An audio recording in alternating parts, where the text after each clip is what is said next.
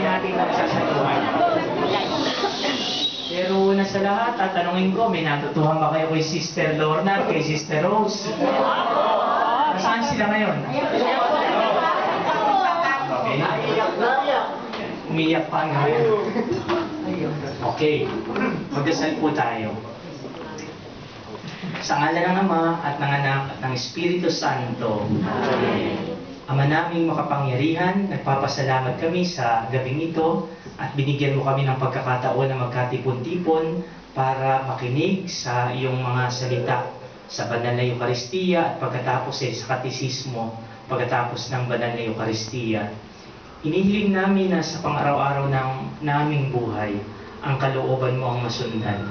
Sana rin ay kami lumabas sa aming mga sarili para ma-encounter namin ang ibang tao at maipakita sa kanila ang awa at habag ng Panginoon.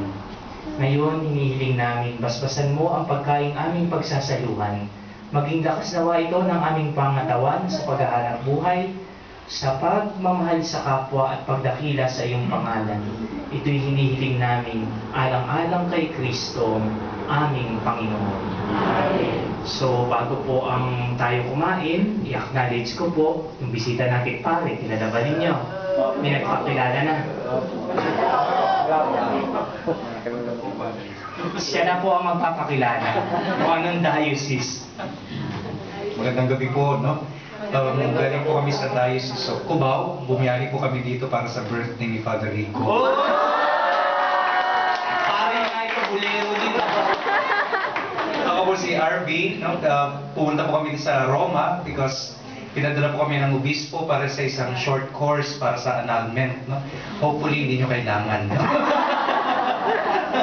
At kami po ay nagpapasalamat. Kasama ko po ang aking mga magulang. Yung tatay ko po ay pumunta doon sa isang tsuhin ko po, no?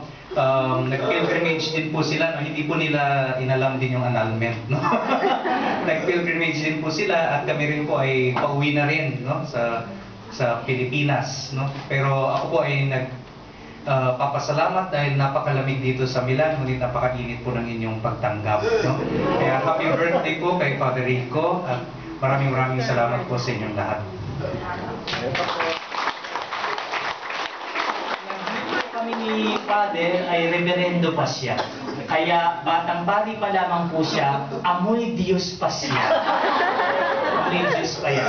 Alam niyo, pag batang pari, amoy Diyos. Pagkatapos, pag tumatagal-tagal, amoy anghel. Pag tagal-tagal pa, amoy tao. At pag matanda ng pare, amoy lupa na po yan. Amoy Diyos pa po ito. Ako po, papatao na. Ano na naman, ng Anak ng Espiritu Santo. Amen. Bon apetito sa inyo lahat. Happy birthday, Pare! Pag hindi na ng ano,